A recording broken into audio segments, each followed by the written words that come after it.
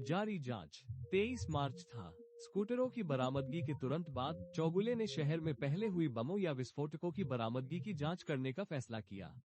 उन्होंने ये पता लगाने की कोशिश की थी कि आतंकवादियों ने शहर को कितनी बार निशाना बनाया है, और ये देखकर हैरान रह गए कि कोई समेकित रिकॉर्ड नहीं था।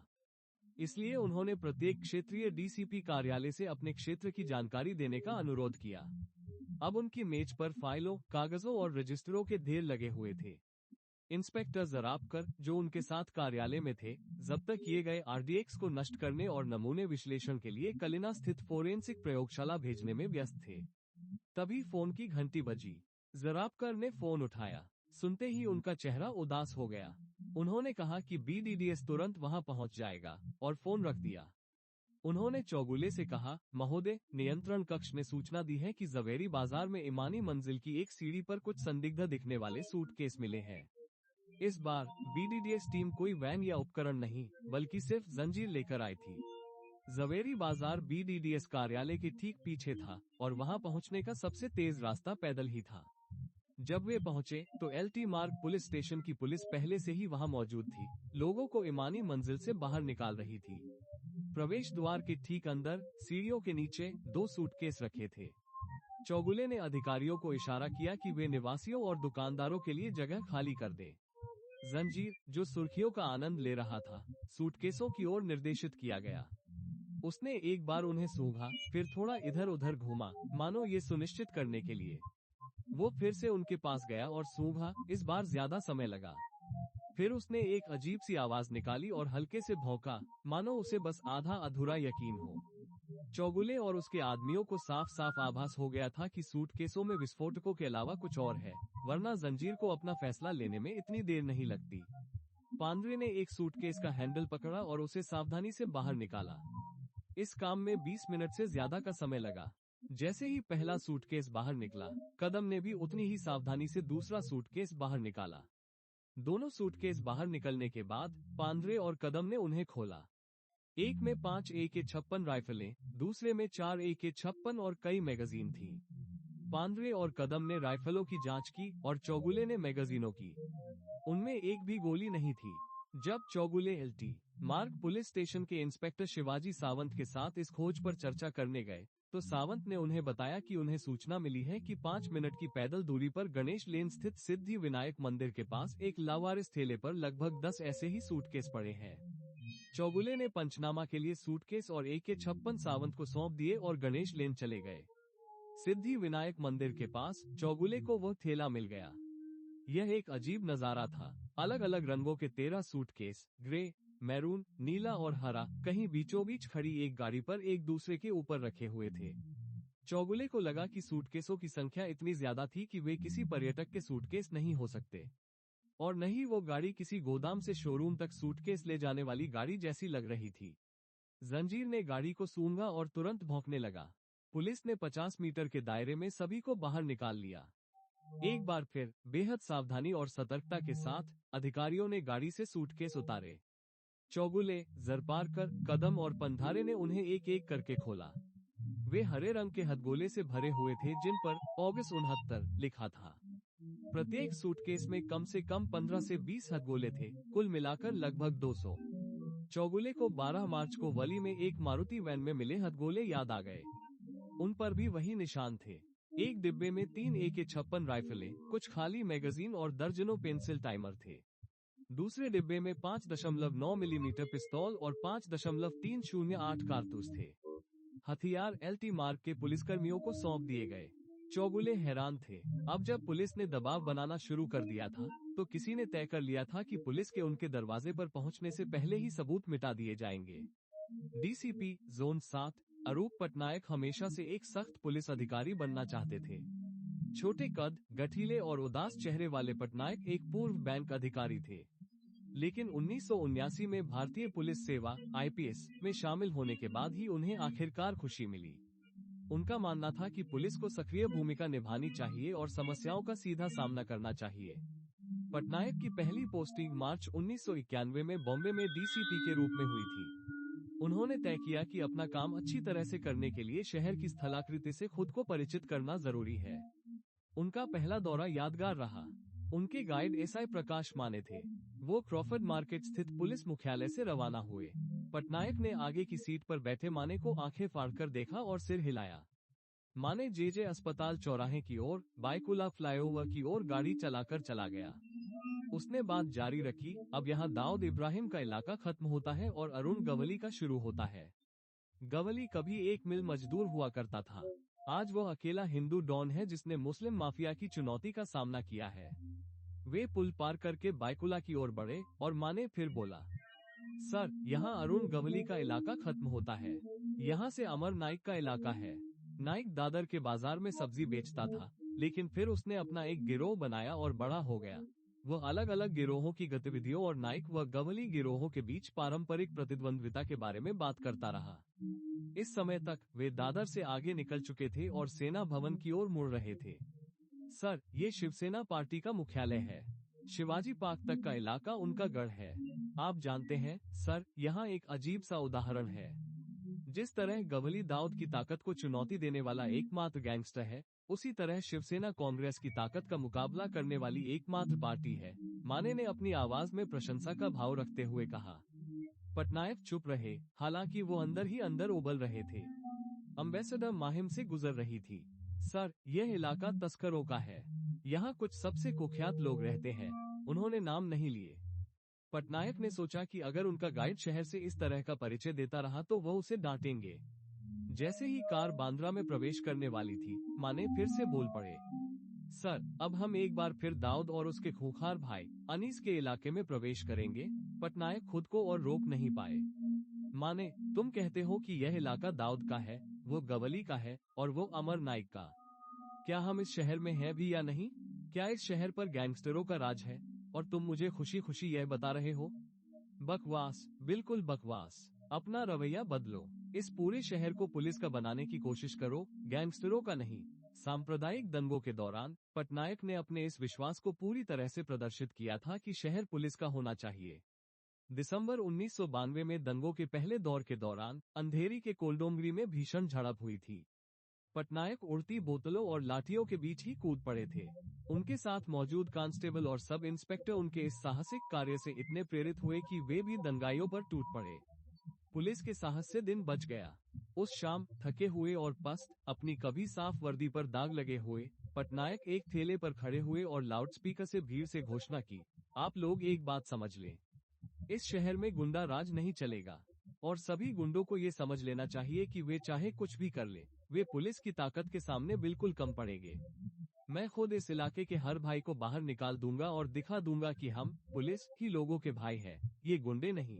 जब उन्होंने अपनी बात खत्म की और ठेले से नीचे उतरे तो सन्नाटा छा गया। जनवरी के दंगों के दौरान उनके अधिकार क्षेत्र में बांद्रा और अंधेरी के बीच का इलाका काफी हद तक शांत रहा, जबकि बाकी शहर जल रहा था। पुलिस के आला अधिकारी और गृह विभाग इससे प्रभावित हुए। पटनायक और एक अन्य अधिकारी, जिसने दंगों के दौरान भी उत्कृष्ट प्रदर्शन किया था, कि मार्च की शुरुआत में भीड़ भरे पुलिस क्लब हॉल में एक समारोह में प्रशंसा की गई और शरद पवार, जो अभी अभी मुख्यमंत्री बने थे, ने 10 लाख रुपए के नकद इनाम की घोषणा की। अब उनके इलाके में 3 होटलों पर बमबारी के साथ फिर से अशांति फैल गई। राकेश मारिया की तरह पटनायक ने भी अधिकारियों की एक विशेष टीम बनाई थी जिसमें अबादास पोटे, इकबाल शेख और सोहेल बुद्धर शामिल थे। जोन 7 के डीसीपी के रूप में अपने कार्यकाल के दौरान पटनायक ने अपने इलाके के अंडरवर्ल्ड गुर्गों के बीच कई संपर्क बनाए थे, जिन्होंने अक्सर उन्हें विभिन्न मामलों में महत्वपूर्ण सुराग दिए थे। उनके संपर्कों में से एक येबा याकूब था। विस्फोटों के बारे में पता लगाने के लिए उन्होंने उससे संपर्क किया। याकूब ने उन्हें कुछ नाम दिए थे जिनका पटनायक ने पीछा किया था, लेकिन कभी कभी मुखबिर जानबूझकर पुलिस को उन लोगों के नाम बता देते हैं जिनसे उनकी व्यक्तिगत दुश्मनी होती है। याकूब ने जो नाम बताए थे, उनमें कुछ ऐसे लोग भी थे जिनसे उसकी दुश्मनी थी। कुछ दिनों बाद पटनायक को एहसास हुआ कि उसे गलत जानकारी दी गई थी। 20 मार्च को राकेश मारिया की टीम ने कथित तौर पर याकूब के भाई MK बिल्डर्स के मालिक माजिद खान को उसके बांद्रा स्थित आवास से उठाया और माहिम पुलिस लॉकअप में बंद कर दिया। उनके रिकॉर्ड में यह नहीं दिखाया गया था कि उसे गिरफ्तार किया गया था। उसकी हिरासत से याकूब पर दबाव पड़ता, जो असगर के बाद से फरार था। आरोपी इम्तियाज घावटे और गिरफ्तार किए गए लोगों ने उसे साजिश में शामिल बताया था। लेकिन कहा जाता है कि 2 दिनों की लगातार पूछताछ के बाद भी माजिद ने उन्हें याकूब का ठिकाना नहीं बताया। हताश होकर पुलिस ने कथित तौर पर माजिद खान की पत्नी नफीसा को उठा लिया। जब याकूब को ये पता चला तो वह बेहद चिंतित और दोषी महसूस करने लगा, क्योंकि वह जानता था कि वह जिम्मेदार है। 24 मार्च को उसने पटनायक को फोन किया। सर, माजिद और नफीसा बम विस्फोटों में शामिल नहीं है। उन्हें क्यों उठाया गया? मैंने उन्हें नहीं उठाया। नहीं, वे मेरी हिरासत में है, पटनायक ने जवाब दिया। सर, प्लीज उन्हें रिहा करवा दीजिए। मैंने सुना है कि उन्हें प्रताड़ित किया जा रहा है, क्योंकि पुलिस को शक है कि मैं इसमें शामिल हूँ। तो फिर आप आकर मामला साफ क्यों नहीं कर देते? इस तरह आप उन्हें बचा सकते हैं। सर, अगर मैं आया तो वे मुझे भी फंसा देंगे और नफीसा और माजिद को रिहा नहीं करेंगे। मैं कुछ नहीं कर सकता। बेताब होकर याकूब ने अगले दिन फिर पटनायक को फोन किया। सर, प्लीज कुछ कीजिए। मैंने सुना है कि माजिद और नफीसा दोनों की हालत बहुत खराब है। पुलिस हवालात लोगों को अच्छी हालत में रखने के लिए नहीं होती। सर, प्लीज कुछ कीजिए। जैसा कि मैंने आपको पहले बताया था, वे मेरी हिरासत में नहीं है। मैं कुछ नहीं कर सकता। जब तक आपके पास साझा करने के लिए कोई महत्वपूर्ण जानकारी ना हो, फोन करने का कोई मतलब नहीं है। याकूब ने आत्मसमर्पण करने के बारे में सोचा, लेकिन वो जानता था कि इससे कोई फायदा नहीं होगा। क्या उसे पुलिस से बातचीत करके आरडीएक्स की जानकारी के बदले अपने रिश्तेदारों की रिहाई सुनिश्चित करने की कोशिश करनी चाहिए? यह विश्वासघात के समान होगा, लेकिन अपने भाई और भाभी को बचाने की जरूरत उसके सिद्धांतों के प्रति निष्ठा पर भारी पड़ गई। उसने पटनायक को फिर फोन किया। सर, क्या मेरे भाई को 100% सटीक जानकारी के बदले रिहा किया जा सकता है? मैं अपने वरिष्ठों से बात कर सकता हूँ, लेकिन मैं कोई गारंटी नहीं दे सकता। सर, मेरी जानकारी बिल्कुल सही है, लेकिन मैं अपने भाई और उसकी पत्नी की रिहाई चाहता हूँ। कोई सौदा नहीं है। मैं बस कोशिश कर सकता हूँ। पटनायक सागर तरंग में रहते थे, जो वली में समुद्र तट के किनारे कई आलीशान बहुमंजिला इमारतों में से एक है। कई आईपीएस अधिकारी, जिनमें से कुछ बॉम्बे पुलिस में सेवा दे चुके थे, उस इमारत में रहते थे। अगले दिन 26 मार्च को, जब वो जल्दी जल्दी अपना दैनिक समाचार पत्र का कोटा खत्म कर रहा था, फोन की घंटी बजी। सर, मैं याकूब खान बोल रहा हूँ। हाँ हाँ, क्या खबर है?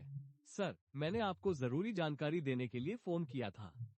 बात आरडीएक्स के बारे में है, लेकिन आप मेरे भाई को रिहा कर देंगे। देखो याकूब, टाइगर मेमन से तुम्हारे संबंध की वजह से तुम्हारा नाम बम विस्फोट मामले में आया है। ये सब झूठ का पुलिंदा है, याकूब ने बीच में ही टोकते हुए कहा। पता नहीं क्यों, लेकिन मारिया साहब हमें फंसाना चाहते हैं। मेरे परिवार को फंसाया जा रहा है, और अब मेरा नाम भी बेवजह इसमें घसीटा जा रहा है। उसका लहजा तीखा था। अच्छा, जानकारी क्या है? सर, मेरे भाई, मैं कोशिश करता हूँ। क्या अब आप आगे बढ़ेंगे? सर, टाइगर मेमन ने मुंब्रा थाने में एक जगह पर कुछ आरडीएक्स बैग रखे थे। मुंब्रा में कहाँ? पटनायक को उस इलाके की थोड़ी जानकारी थी। यह अमृत नगर के पास मोबीन नगर में भूतल के एक कमरे में है। ये घर केसी विंग के एक कमरे में है। पटनायक ने विवरण लिखना शुरू किया।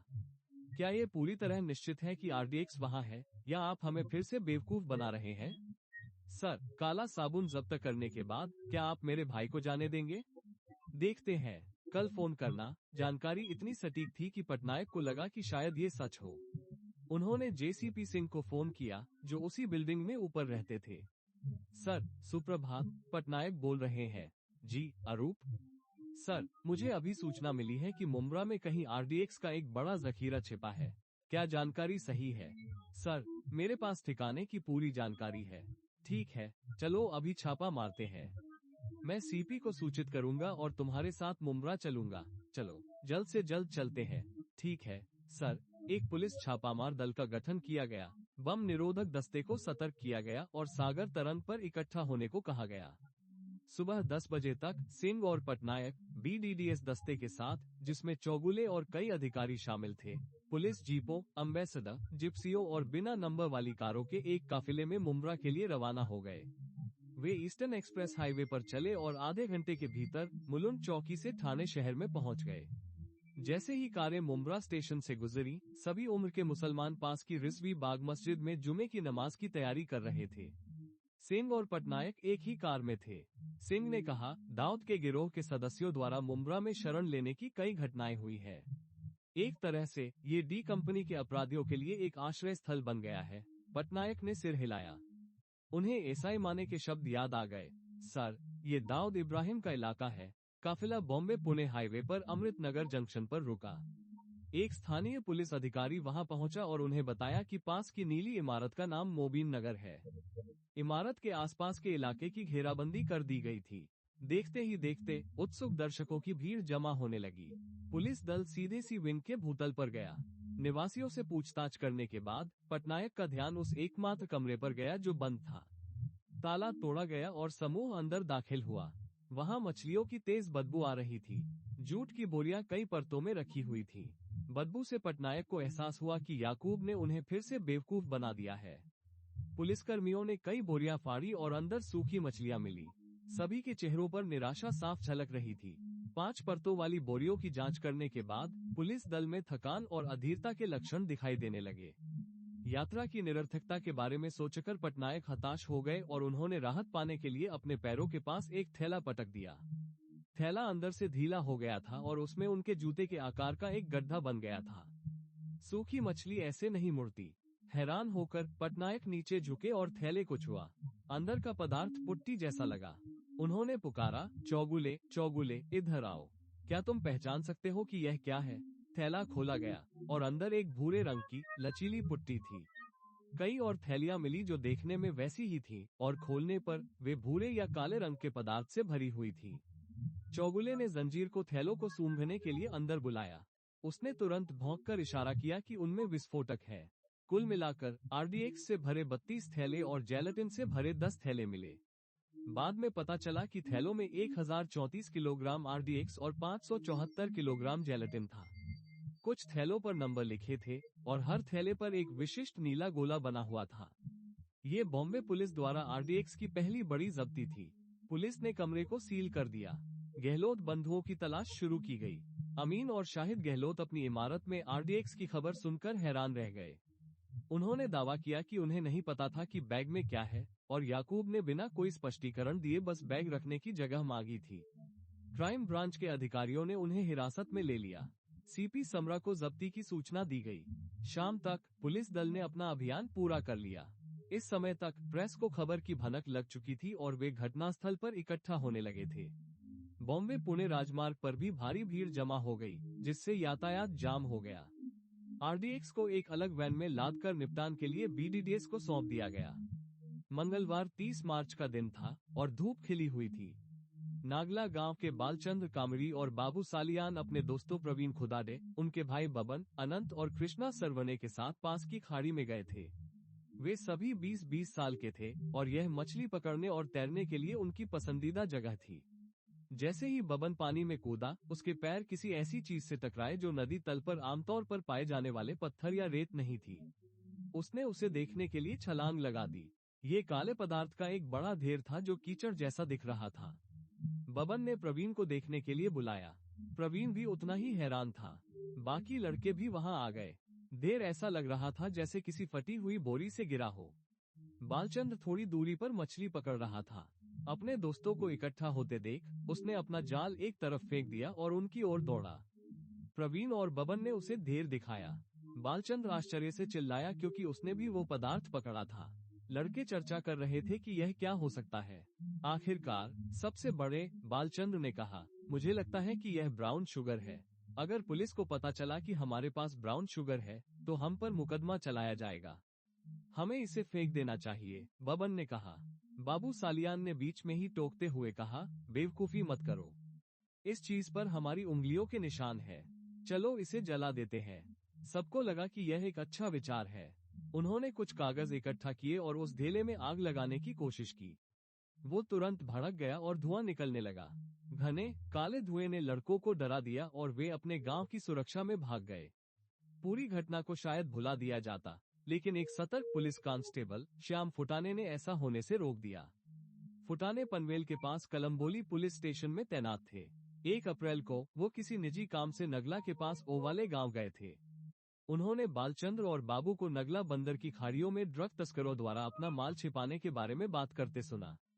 शुरू में फुटाने को लगा कि लड़के उसके साथ मजाक कर रहे हैं। फिर उसने उन युवकों से बात की। दोनों लड़कों ने अनभिज्ञता का नाटक किया जब तक उन्हें एहसास नहीं हुआ कि फुटाने के इरादे दुर्भावनापूर्ण हैं और वह उनके खिलाफ ड्रग्स एक्ट के तहत मामला दर्ज कर सकता है। उन्होंने उसे नगला नाले की तलहटी में मिले काले और भूरे केक के बारे में बताया। फुटाने उन्हें नाले के पास ले गया और उनसे रहस्यमयी केक दिखाने को कहा। बालचंद्र पानी में कूद गया और एक टुकड़ा ऊपर ले आया। बारीकी से जांच करने के बाद फुटाने को पिछले हफ्ते मुंब्रा में छापेमारी के बाद अखबारों में पढ़े गए आरडीएक्स के विवरण याद आ गए। फुटाने ने अपने वरिष्ठ पनवेल डिवीजन के एसीपी एमसी नाइक को फोन किया। नाइक आए और सामग्री को कपूर बावड़ी पुलिस स्टेशन ले जाया गया। लगभग आधी रात हो चुकी थी। नाइक ने थाने के पुलिस आयुक्त बसवराज आकाशी को फोन करने का फैसला किया। आकाशी ने अतिरिक्त पुलिस आयुक्त शंकर जरेकर को खोज की पहचान के लिए बुलाया। जरेकर मुंब्रा की बरामदगी में शामिल थे जहां उन्होंने आरडीएक्स देखा था और उन्होंने पहचान की कि फुटाने की खोज भी वही पदार्थ है। बॉम्बे पुलिस के जेसीपी सिंह को सूचित किया गया। सिंह ने इलाके की घेराबंदी करने को कहा और बीडीडीएस को थाने आने को कहा। ये 2 अप्रैल की सुबह का समय था। पुलिस ने डॉक्टर विश्वास सपटनेकर, जो एक डीप सी डाइविंग क्लब चलाते थे, को ढूंढ निकाला और उनसे गोताखोर उपलब्ध कराने को कहा। जिस जगह पर लड़कों को गांठ मिली थी, उसके आसपास लगभग 1 किलोमीटर के दायरे में एक क्षेत्र चिन्हित किया गया।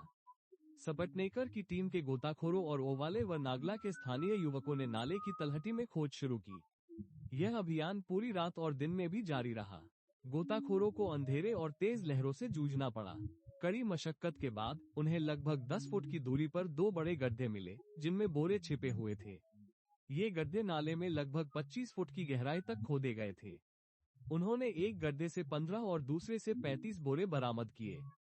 बोरों को इस तरह से डाला गया था कि भविष्य में उन्हें निकाला जा सके। 8 बोरे गड्ढों से बाहर बह गए थे। कुल मिलाकर 58 बोरे बरामद किए गए। उनमें से 38 में आरडीएक्स था और 20 में जेलेटिन था। कुल वजन 2380 किलोग्राम से ज्यादा होने का अनुमान है। बैगों को किनारे पर लाकर पंक्तिबद्ध करने के बाद सिंह ने देखा कि उन पर सीरियल नंबर 302 से शुरू होकर 554 तक थे। हर बैग पर वो विशिष्ट नीला गोला भी छपा हुआ था जो मुंब्रा के मोबिन नगर से बरामद बैगों पर पाया गया था। बाद में जांच करने पर पता चला कि मुंब्रा से बरामद बैगों पर भी सीरियल नंबर इसी श्रेणी के थे। मारिया की टीम ने कई रात्रिकालीन दौरों, छापों, समन और गिरफ्तारियों के साथ अपनी अथक जांच जारी रखी। भिंडी बाजार, मोहम्मद अली रोड, पायत धोनी, टूटैंक्स और नागपाड़ा पारंपरिक रूप से मुस्लिम गढ़ थे और ऐसे इलाकों में ही इस तरह के छापे सबसे ज्यादा पड़ते थे। मार्च से मई तक जब पुलिस ने आखिरकार ढील दी, तब समुदाय सदमे में था। विस्फोटों से दूर दूर तक जुड़े न होने वाले युवा पुलिस को देखते ही कांप उठते थे।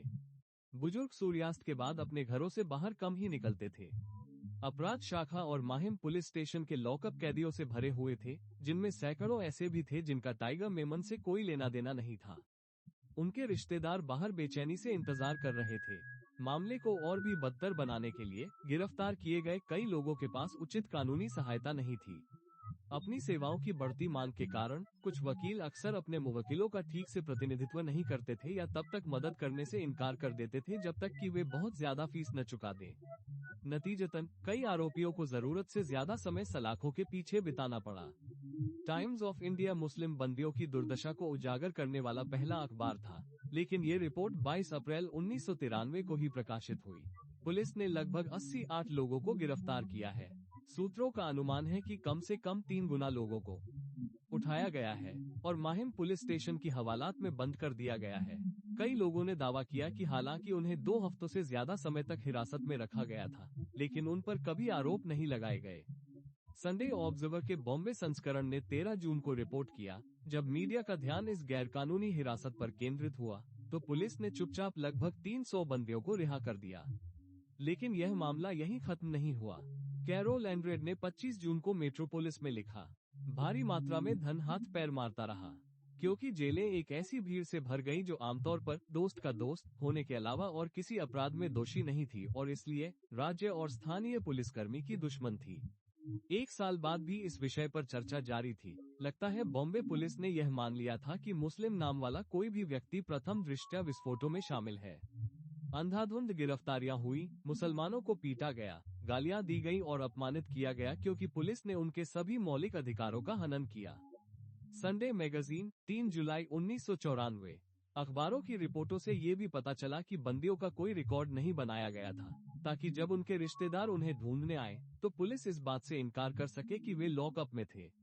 आमतौर पर किसी व्यक्ति को उसकी गिरफ्तारी के 24 घंटे के भीतर मजिस्ट्रेट के सामने पेश किया जाना चाहिए, लेकिन टाडा के तहत यह अनिवार्य नहीं था। कभी कभी गिरफ्तारी की तारीख व्यक्ति को हिरासत में लिए जाने के हफ्तों बाद दिखाई जाती थी, तो कभी कभी ये दर्ज ही नहीं होती थी। रिहा हुए कई लोगों ने कहा कि उन हफ्तों के निशान उन्हें हमेशा याद रहेंगे। बांद्रा में एक रेस्टोरेंट के मालिक 35 वर्षीय राकेश राजकुमार खुराना एक सफल और खुशमिजाज व्यक्ति थे। उन्हें सिर्फ इसलिए गिरफ्तार किया गया क्योंकि उन्हें पिल्लू खान का करीबी माना जाता था, जिस पर विस्फोटों में शामिल होने का गलत संदेह था। खुराना बॉम्बे उच्च न्यायालय के जरिए अपनी रिहाई सुनिश्चित करने में कामयाब रहे। 10 अप्रैल को आदेश पारित किया गया। चूंकि कुछ दस्तावेज पूरे होने बाकी थे, इसलिए उन्हें कुछ दिनों में रिहा किया जाना था। 11 अप्रैल की रात माहिम लॉकअप में खुराना ने कुछ नशे में धुत पुलिसकर्मियों को अपने पड़ोसी सेल में घुसते देखा, जिसमें 3 पुरुष और 2 महिलाएं बंद थीं। वे सैयद अब्दुल रहमान, उनकी पत्नी नूर खान, उनकी बेटी और बाबा मूसा चौहान थे। पुलिसकर्मियों ने महिलाओं के साथ बर्बरतापूर्वक मारपीट शुरू कर दी। पुरुष विरोध करने में असमर्थ थे। सेल में मौजूद पुलिसकर्मियों में एक ऐसा भी था जो अधिकारी लग रहा था। उसने अगली सेल में खुराना की ओर देखा और कहा, खुराना, अगर तुमने कल तक पिल्लू खान का पता नहीं बताया, तो मैं तुम्हारी पत्नी को यहाँ घसीट लाऊंगा और अपने आदमियों से कहूंगा कि वे भी उसके साथ वैसा ही बुरा व्यवहार करें। 14 अप्रैल को रिहा होने के बाद खुराना अपनी पत्नी नीरू, 3 साल के बेटे और 2 साल की बेटी के पास घर गए। उस रात जब उनका परिवार सो रहा था, उन्होंने अपनी 0.32 बोर की रिवॉल्वर निकाली, जो उन्होंने आत्मरक्षा के लिए खरीदी थी, लेकिन कभी इस्तेमाल नहीं की। उसने अपनी पत्नी और बच्चों को गोली मार दी। बाद में उसने शवों को अपनी कार में रखा और जुहू की एक सुनसान गली में जाकर खुद को गोली मार ली। शहर स्तब्ध रह गया। पुलिस ने इस घटना को कमतर आंकने की पूरी कोशिश की। 15 अप्रैल को एक प्रेस कॉन्फ्रेंस में सीपी समरा ने कहा कि खुराना को गिरफ्तार नहीं किया गया था, बल्कि सिर्फ पूछताछ की गई थी। हमें कभी शक नहीं हुआ कि उसके पिल्लू खान से करीबी संबंध है। हम बस कुख्यात ड्रग माफिया के ठिकाने के बारे में सुराग पाने की कोशिश करना चाहते थे। टाइम्स ऑफ इंडिया, 16 अप्रैल 1993। नरेश फर्नांडीज की एक अनुवर्ती कहानी, टाइम्स ऑफ इंडिया, 22 अप्रैल 1993 में समरा के हवाले से कहा गया है कि खुराना को जरूर ग्लानि हुई होगी, वरना उसने इतना बड़ा कदम नहीं उठाया होता। रायगढ़ की स्थिति बॉम्बे जैसी ही थी। मार्च के तीसरे हफ्ते में असगर मुकादम, अब्दुल गनी और अन्य लोगों द्वारा इलाके में आरडीएक्स की लैंडिंग की बात कबूल करने के बाद पुलिस का ध्यान श्रीवर्धन, महसला और महाट के 3 गांवों की ओर गया। लगभग 400 लोगों को, जिनमें से ज्यादातर मुस्लिम थे, हिरासत में लिया गया और उनसे पूछताछ की गई। अलीबाग के एसपी टीएस भाल, पुलिस उपाधीक्षक डीएसपी चंद्रशेखर दैर्थनकर और श्रीवर्धन के इंस्पेक्टर एसए पाटिल ने ऑपरेशन का निर्देशन किया। बम्बई में गिरफ्तार किए गए कम से कम कुछ लोग मुकादम, इम्तियाज घावटे, अब्दुल गनी और परवेज शेख विस्फोट की योजना और कार्यान्वयन से निकटता से जुड़े थे। हालांकि रायगढ़ में पकड़े गए बहुत कम लोगों का टाइगर मेमन से कोई संबंध था। जिन कुछ लोगों ने लैंडिंग में मदद की थी, वे कुली, लोडर और नाविक थे, जिन्हें इस बात का कोई अंदाजा नहीं था कि वे कौन सा सामान ले जा रहे हैं या उन्हें किस काम के लिए इस्तेमाल किया जाएगा। उन्हें अपने काम के लिए किसी भी अन्य काम की तरह बस न्यूनतम वेतन मिलता था। उनमें से कई लोग आरडीएक्स भी नहीं कह सकते थे, बल्कि आयोडेक्स कह देते थे। वे ज्यादा कुछ नहीं बता सकते थे। जो लोग इस बड़ी साजिश का हिस्सा थे, लैंडिंग एजेंट, कस्टम और पुलिस अधिकारी, वे भागने में कामयाब रहे। जैसा कि ओल्गा टेलिस ने 19 जून को साप्ताहिक संडे ऑब्जर्वर में अपने कॉलम में लिखा था, पुलिस ने वास्तव में अपना काम पूरा होने पर खुद को गर्वित करने की कोशिश की है, जबकि वास्तव में उन्होंने जो हासिल किया है वो कुछ कुलियों को गिरफ्तार करना है। मानवाधिकार कार्यकर्ता पीए सेबेस्टियन ने उसी अंक में लिखा था। उन्होंने एक झाड़ू बनाने वाले को पकड़ा जिसने जाहिर तौर पर आरडीएक्स लोड किया था। हो सकता है कि उस आदमी को बॉक्स लोड करने के लिए 50 रुपये की बजाय 100 रुपये दिए गए हों। उसे कैसे पता चलता कि वह क्या लोड कर रहा था? ठाणे और रत्नागिरी में, जहां कई खदानें हैं, पुलिस ने ऐसे लोगों को गिरफ्तार किया है जिनके पास विस्फोटकों से निपटने का लाइसेंस था। हसपटेल कबीला श्रीवर्धन से 2 किलोमीटर दूर वालवती गांव में रहता था। उनका दुस्वप्न तब शुरू हुआ जब गांव के पास एक झील से रॉकेट जैसी कुछ वस्तुएं बरामद हुई। एक गुप्त सूचना पर कार्रवाई करते हुए श्रीवर्धन पुलिस ने 13 अप्रैल को इकबाल हस्पटेल के घर पर छापा मारा। तलाशी के दौरान उन्हें एक शोकेस में रखी कुछ मिसाइलें मिली। पुलिस ने हथियारों का पूरा जखीरा बरामद करने की उत्सुकता में सारा फर्नीचर और घरेलू उपकरण तहस नहस कर दिए। उन्होंने यह निष्कर्ष निकाला कि ये मिसाइलें वास्तव में अफगान मुजाहिदीन द्वारा इस्तेमाल किए जाने वाले रॉकेट लॉन्चर थे और पूरे हस्पटेल परिवार को गिरफ्तार कर लिया। पुलिस स्टेशन लाए गए लोगों में इकबाल हस्पटेल, उनकी पत्नी, बहन, बेटी, बहू, बेटे मोबीन और नदीम के अलावा 6 अन्य ग्रामीण शामिल थे, जिनके घर से पुलिस को कुछ अत्याधुनिक चाकू मिले थे। भाल इस बरामदगी का उचित प्रचार चाहते थे और उन्होंने एक आधिकारिक प्रेस विज्ञप्ति जारी की। टाइम्स ऑफ इंडिया 14 अप्रैल 1993 के अनुसार कल देर शाम श्रीवर्धन के वालवती इलाके से हथियारों की एक और खेप बरामद होने की सूचना मिली। खाड़ी से 25 प्रक्षेपास्त्र और 17 पाइप बम और गोला बारूद बरामद किए गए। तलाशी अभियान जारी है। पास के मुरुड में 5 बम बरामद किए गए, रायगढ़ पुलिस ने बताया। ये भी बताया गया कि सैन्य विशेषज्ञों ने प्रक्षेपास्त्रों की पहचान अत्यधिक घातक मिसाइल के रूप में की है और आगे की रिपोर्ट का इंतजार है। 13 से 20 अप्रैल के बीच हस्पटेल परिवार को हिरासत में लिया गया था। इंडियन एक्सप्रेस की अपर्णा बोरकर के अनुसार पुलिस दल ने कथित तौर पर मोबीन और इकबाल को नंगा करके बेल्ट और डंडों से पीटा, सिगरेट के बट्टों से जलाया, 2 हफ्तों तक बिजली के झटके दिए और परिवार की 2 महिलाओं को अवैध रूप से हिरासत में रखा। 20 अप्रैल को पता चला कि ये लॉन्चर टकुए थे जो सोलापुर कपड़ा मिलों के लिए थे और 1986 में महाड में एक ट्रक के पलटने के बाद पास में ही फेंक दिए गए थे। कुछ बच्चे इन्हें वालवती अपने घर ले आए थे। इन्हें झील में फेंक दिया गया था क्योंकि ग्रामीणों को डर था कि पुलिस उन पर चोरी का आरोप लगा देगी। इंडियन एक्सप्रेस की रिपोर्ट के अनुसार महाड पुलिस में दर्ज एक शिकायत जिसमें घटना दर्ज की गई थी और सोलापुर कपड़ा मिल, जहां तकुए जा रहे थे, से पुष्टि हुई, जिससे तथ्यों की पुष्टि हुई। मानवाधिकार समूहों के बढ़ते दबाव और मिसाइलों के संबंध में गलती का एहसास होने पर भाल को हस्पटेलों को रिहा करने के लिए मजबूर होना पड़ा। प्रेस में छपी रिपोर्टों ने राष्ट्रीय मानवाधिकार आयोग (NHRC) का ध्यान आकर्षित किया, जिसने कथित अत्याचारों की जांच शुरू की। श्रीवर्धन न्यायालय के न्यायिक मजिस्ट्रेट MM सिकारकर ने भाल और उनके 10 अधिकारियों, जिनमें दैथानका, पाटिल और चौहान शामिल थे, के खिलाफ एक आपराधिक मामला दर्ज किया। यह मामला अभी भी अलीबाग सत्र न्यायालय में चल रहा है। रायगढ़ में गिरफ्तार किए गए लोगों को साजिश का विवरण नहीं पता था, लेकिन वे पुलिस को उन लोगों के नाम बता सकते थे जिन्होंने उन्हें लैंडिंग के लिए किराए पर लिया था। मार्च के उत्तरार्ध में गिरफ्तारी शुरू होते ही 3 और 7 फरवरी को लैंडिंग ऑपरेशन के नेताओं के रूप में जिन 3 लोगों का नाम लिया गया, वे थे दादाभाई पाका, दाऊद फंसे और रहीम लॉन्ड्रीवाला। ये भी पता चला कि फंसे 25 जनवरी को दुबई गया था और उसे दाऊद इब्राहिम से टाइगर मेमन को कुछ रसायन उतारने में मदद करने के विशेष निर्देश मिले थे। हालांकि भाल बिना और पुख्ता सबूतों के पाका, फांसे और लॉन्ड्रीवाला को गिरफ्तार करने से हिचकिचा रहे थे। बॉम्बे पुलिस ने मार्च के दूसरे हफ्ते तक भाल को तीनों लैंडिंग एजेंटों की भूमिका के बारे में सूचित कर दिया था, लेकिन रायगढ़ के बंदियों से पुष्टि मिलने के बावजूद भाल ने कोई कार्रवाई नहीं की। ये बात राष्ट्रीय मीडिया में भी उजागर हुई। अंततः बॉम्बे पुलिस ने खुद कार्रवाई करने का फैसला किया। वली पुलिस स्टेशन की एक पुलिस टीम, जिसका नेतृत्व वरिष्ठ पुलिस निरीक्षक HB पवार कर रहे थे, ने लैंडिंग एजेंटों पर छापा मारा और मार्च के अंत में उन्हें गिरफ्तार कर लिया। मार्च के अंत में बॉम्बे पुलिस के लिए लैंडिंग एजेंट दादाभाई पाका का DIGP के जैन को दिया गया बयान तस्करी की बारीकियों पर एक शिक्षा थी।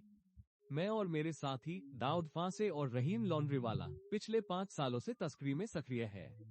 हम पिछले 1.5 साल से टाइगर मेमन के लिए काम कर रहे हैं और 6 लैंडिंग में मदद कर चुके हैं।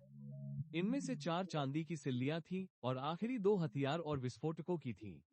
प्रत्येक लैंडिंग के लिए हमें कस्टम, DRI और पुलिस अधिकारियों को भुगतान करना पड़ता था ताकि सामान बिना किसी बाधा के उतारा जा सके और शहर पहुंचाया जा सके। हमें सामान उतारने के लिए आदमी भी रखने पड़ते थे। प्रत्येक चांदी की सिल्लियों का वजन लगभग 30 किलोग्राम होता है। प्रत्येक सिल्लियों से हमें 7,000 रुपये मिलते थे। हमारे पास चांदी की 4 खेपें, 135 सिल्लियों, 143 सिल्लियों, 210 सिल्लियों और 65 सिल्लियों की थी। हमारे लिए जितनी ज्यादा सिल्लियां उतना ही बेहतर, क्योंकि प्रत्येक लैंडिंग के लिए हमें कस्टम, DRI और पुलिस को एक निश्चित राशि का भुगतान करना पड़ता है। इसलिए अगर ज्यादा सिल्लियां हैं, तो हमारा मुनाफा ज्यादा है, क्योंकि लागतें तय है। यही वजह है कि जब टाइगर ने सिर्फ 65 सिल्लियों की लैंडिंग का इंतजाम किया, तो हमारी उससे काफी बहस हुई। पाकर ने विस्तार से बताया कि प्रत्येक कस्टम और पुलिस अधिकारी को कितनी रिश्वत देनी पड़ी। ये रकम हजारों से लेकर कई लाख तक थी, और इसमें पुलिस, कस्टम और यहां तक कि डीआरआई के अधिकारी भी शामिल थे। रहीम लॉन्ड्रीवाला और दाऊद फंसे से भी पूछताछ की गई, और उनके बयानों ने पाकर द्वारा बताई गई भ्रष्ट कस्टम, डीआरआई और पुलिस अधिकारियों की सूची की पुष्टि की, जिन्होंने टाइगर की मदद की थी। सीबीआई के भ्रष्टाचार निरोधक ब्यूरो को सतर्क कर दिया गया, और लैंडिंग एजेंटों द्वारा नामित अधिकारियों के घरों पर छापेमारी करने का फैसला किया गया। सीबीआई अधिकारियों ने ठाणे, अलीबाग और मलाड सहित अन्य जगहों पर उनके घरों पर छापेमारी की।